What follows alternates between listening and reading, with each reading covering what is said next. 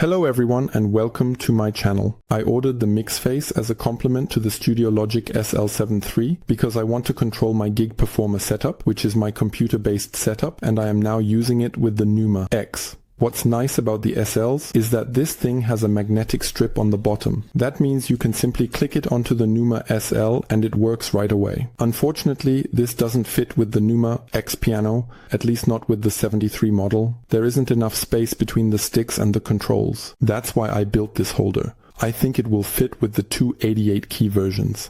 The device is versatile and works excellently with the SL devices because it also has 4 zones and is recognized directly. Unfortunately, with the Studiologic MODX piano, it is not recognized directly, but is simply a normal MIDI controller. However, that is okay for my use cases. The casing is made of plastic, which is actually okay. We have 2 USB ports on the back. Here we have a small mini USB and a USB-A. Unfortunately, it is not USB-C yet. We have a switch that allows us to turn off the battery operation or draw power via USB. It's actually very cool that it can also run on batteries. At the moment, I have the small device socket connected here, which can also provide power.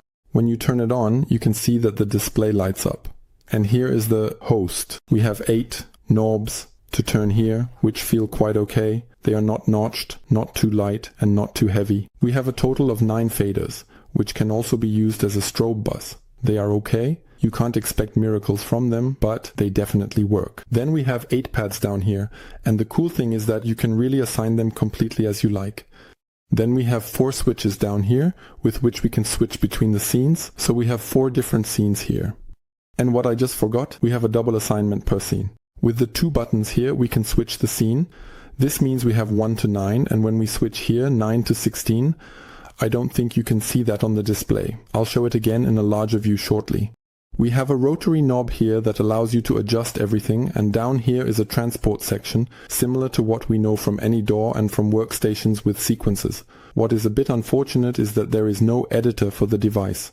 That means you really have to do everything on the device. This generally works, of course. Now I would like to explain the keys here and then zoom in closer on the display. We have an edit button here that also switches between DAW and control.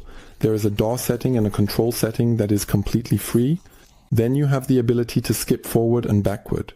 You can set markers, for example. Here you can loop, go forward and backward, start, stop, and record.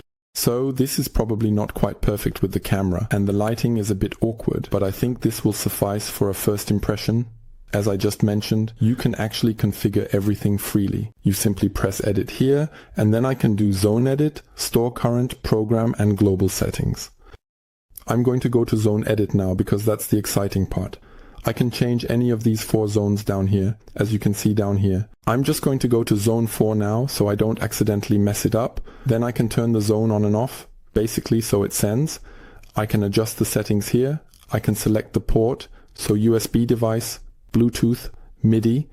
I forgot to mention that you can do everything via Bluetooth. Then I can select the channel for the zone, and I can choose whether to send program, bank select, MSB, no key, higher key. This is of course important if you use the device as a MIDI base. You can also connect it to a single channel MIDI keyboard and generate 4 zones through it. I can transpose and then octave shift each zone here. I have to admit, I haven't done that yet, so I don't know how well it really works in practice.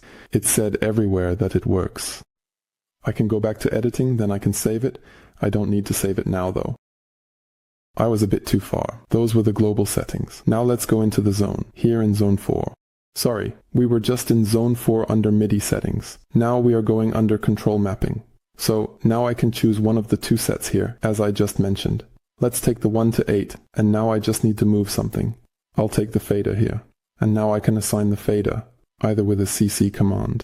Well, I can only assign a fader with a CC command, which makes sense. And the knobs can also only be assigned with a CC command. Then I can enter the minimum and maximum value here. Now I can click here and go back. If we press a pad down here now, I can choose between play note, program change, or control change. So, a CC, a note, or a program change.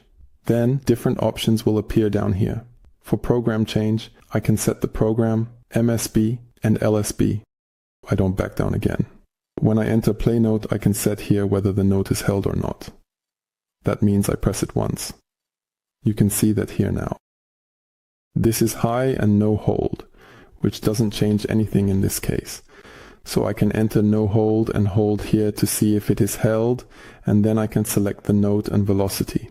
And then I can enter the control change, that is the CC here. Again, mode. You couldn't see that earlier because I was here. So, that's not hold. I just pressed it once. If I set it to hold now, the light continues to shine.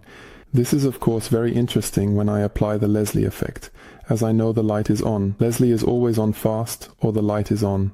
The hold function is quite good for that. And then you can select the CC here, value. With that I have the ability to send what I need. I can do this for each of these controllers across all 4 zones. This means I have an incredible number of controllers directly accessible, even if they can be used on different MIDI channels, and I have 2 sets for each.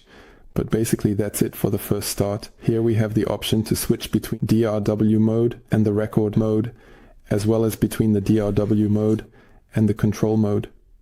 For example, we have a preset for Cubase that is already mapped for Cubase.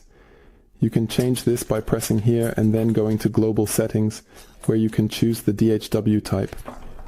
There are 3 ports here, and Bluetooth. We can also include Cubase, Digital Performer, Ableton Live, Studio One, Reason, Logic, GarageBand, and Pro Tools, so you already have a bit of everything set up. However, I haven't worked with that yet. Here you can set it up using the buttons below, for example, so that each pad down here means something different. For instance, here it would mean mute, then I would mute with the pads below. Here I would solo, and here I would then select the channel, and here I could turn record on and off. So you can do quite a bit with it. Then you can adjust the volume and pair it when I'm in record mode or with all the others as well, so it's really very flexible, this little box.